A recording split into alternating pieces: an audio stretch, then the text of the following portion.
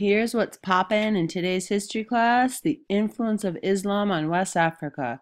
So once Islam got to West Africa, how did life change for the Africans living there?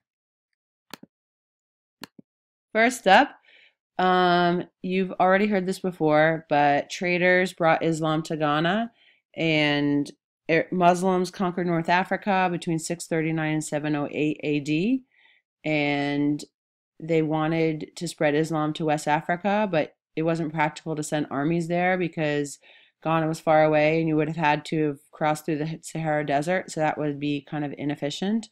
So what happened was Muslim traders and missionaries are the ones who ended up bringing Islam to Ghana. And because of that, many traders and missionaries who were Muslims settled in Ghana, and then that started up trade between West Africa across the Sahara with North Africa. So this information or that trade route, a lot of items traded were gold and salt, which you've also learned about. So I'm going to play a song for you relating to Arab Muslims wanting West Africa to meet Muslim.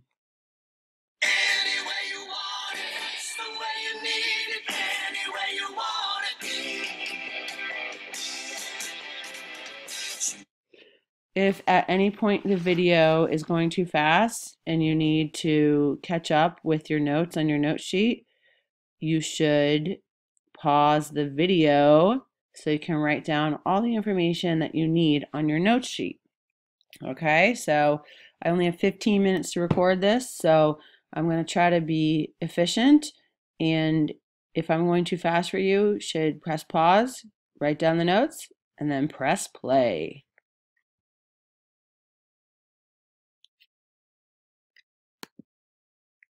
All right, so once Islam is in West Africa, what happened? Well, you've learned already about Mansa Musa and Islam.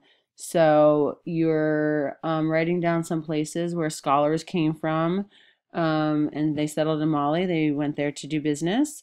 You also have learned a little bit about Mansa Musa's Hajj. So there's some more facts for you about the Hajj. It was very long, 3,000 miles. That's like going from Boston to Seattle, where my sister lives. And obviously, they were doing that with camels on land. So that was a long journey. Lots of people. Over 228 times the population of the middle school. That's how many people were with Mansa Musa on the Hajj. And he was taking a lot of items, and you're writing some of those numbers in and the amount of gold and food and all this. So it was, I think, part of the Hajj not only to fulfill the pilgrimage for Mansa Musa, part of the point of the Hajj was to show other people in the world how wealthy Mali was and how powerful he was and how great he was, and that was part of the purpose too. All right, he is obviously bringing a lot of stuff and showing the world, I've got all these slaves and gold and camels. Am I amazing or what? I don't think he forgot to be awesome when he was going on the Hajj.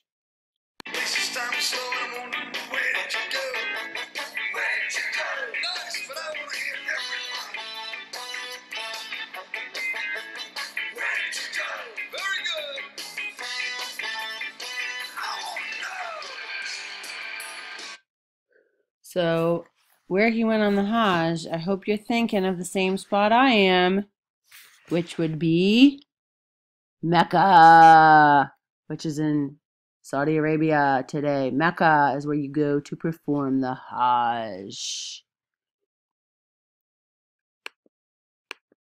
Okay, so what about Islam in Songhai? What was that like? Well, not all the leaders in Songhai adopted Islam. Sunni Ali did not adopt Islam.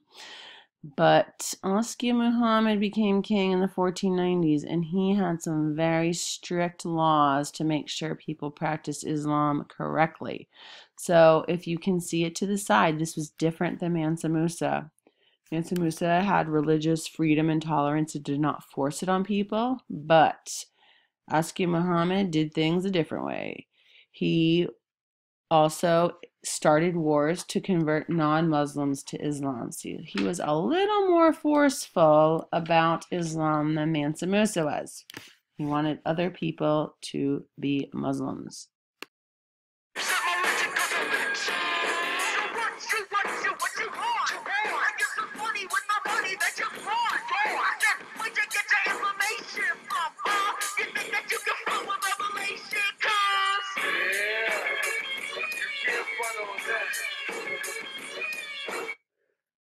That is So What You Want by the Beastie Boys, one of my very favorite songs of theirs. And Oscar Muhammad wanted people to be Muslim.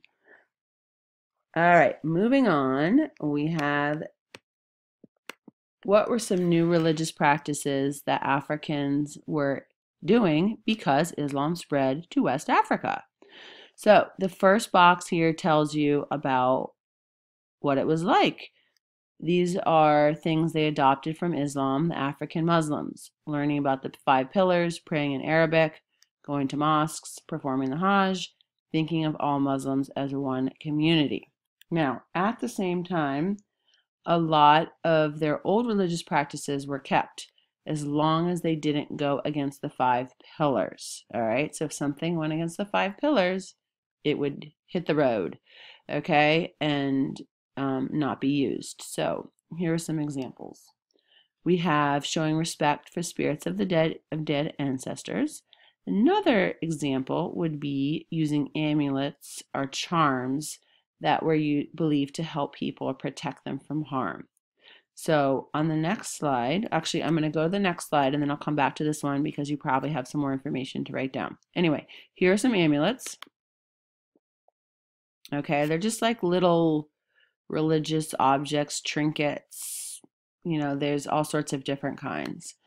So make sure that you get all this information in, and if you need to pause the video, that's what you should do, and then you press play when you are all set filling in your notes. All right, so we're going to move on to ideas about government and law, new ideas related to government and law that came to West Africa because of Islam. So here we have how the next ruler was chosen. Before Islam, it went a lot of times through females, matrilineal, and then Islam made it so the next ruler was traced through patrilineal lines. It would go from father to son. So that's how it went.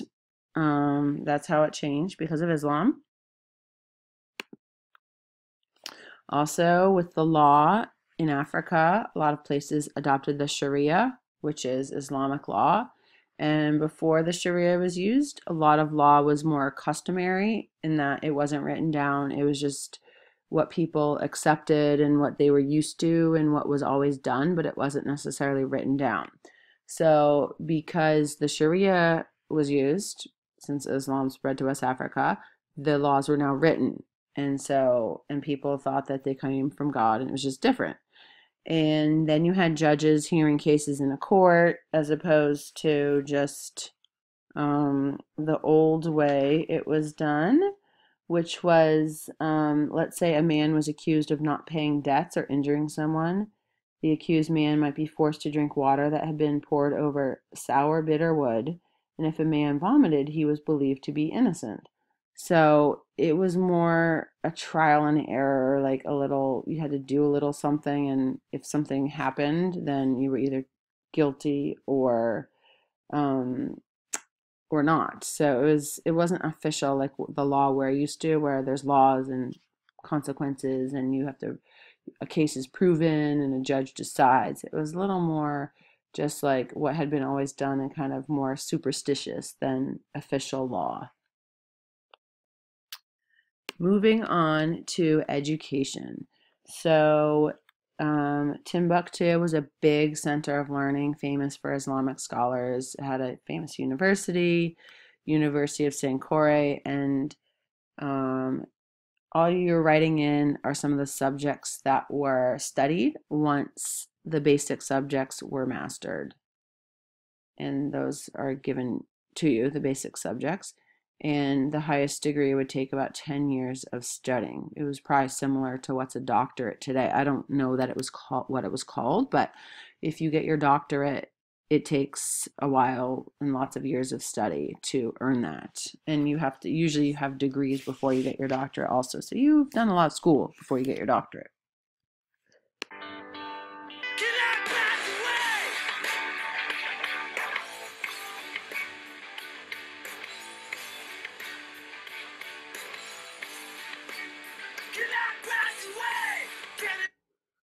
That would be Third Eye Blind, which is a band that never was extremely popular mainstream, but actually they're one of my favorite bands. All right, so we're moving on to Quranic schools and books. Quranic schools would be schools that taught children about the Quran, believe it or not. Timbuktu had more than 150 of them. That's a bunch. All right, Muslims were really into books. So in Africa, they were really into books. And they were copied by hand, and a lot of some individuals, mosques, and universities created large libraries, and that was referred to in John Green's video. You know I love John Green. He never forgets to be awesome, as far as I'm concerned. All right, Arabic. Once Arabic makes it to Africa, Muslims are expected to learn it so they can understand the Quran. It was used to write about different topics, and you're writing in how Africans use animals, plants, and minerals to cure diseases. That was recorded. And some history facts about Songhai Islamic law. So Arabic was like a common language that could be used throughout West Africa as opposed to local languages that a lot of Africans might have spoken before. And then Arabic was the common language for trade, and so that was easier, made communication for trade easier, and that would be beneficial because you could do more trading and get the good stuff that you wanted because you could actually talk to the person, as opposed to silent barter where you have that whole system of banging the drum and laying down goods and all of that stuff.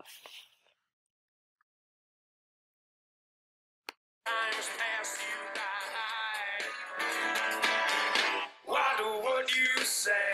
Don't drop the big one, you will monkey on the string. Down, cut my lifeline, a doggy on the chain. Don't bite the middleman, what would you say?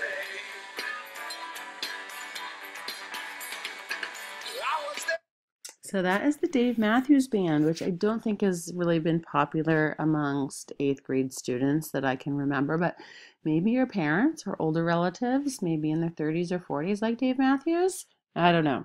Anyway, we're moving on. Architecture. I always thought it would be cool to be married to an architect just because they could build cool things or design cool things, but I have a teacher husband instead, which is great as well. All right, so I've shown you pictures of African mosques before.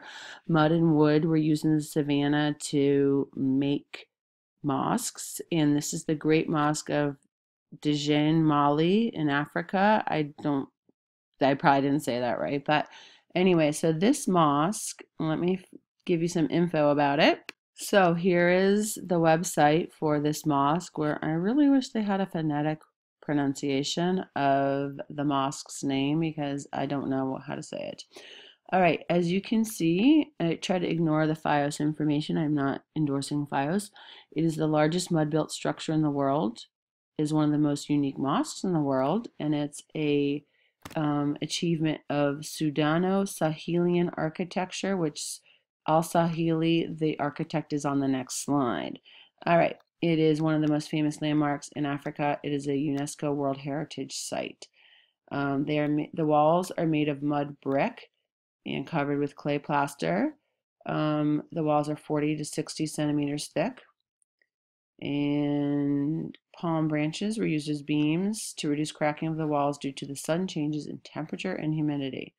And look at these other pictures. I'm going to have to go quickly back to the PowerPoint because my recording time is almost up. All right, I got about 20 seconds left. So I'm not really going to explain. I mean, this is an architect from Spain, Al-Sahili, who was a Muslim, and you should maybe need to pause it to write all the info. Here are some pictures of traditional African homes. I'm showing them because Al-Sahili's method of art or architectural style was different from the traditional homes. And his new design was more rectangular with brick and flat roofs as opposed to this style, which is round with a cone-shaped thatched roof. And lastly, we have the influence of Islam on decorative arts. So we have calligraphy, what that was used for, geometric patterns, so similar to Islamic art. Traditional West African art used lots of geometric design, so that was a similarity between Muslim Islamic art and West African art, because remember, in Islamic art there was no pictures of God or humans or animals in religious art. And then for clothing, West Africans began to wear the Arabic robe, which many Muslims wear. This has been History Time in room 235 by Miss Morgan. See you next time.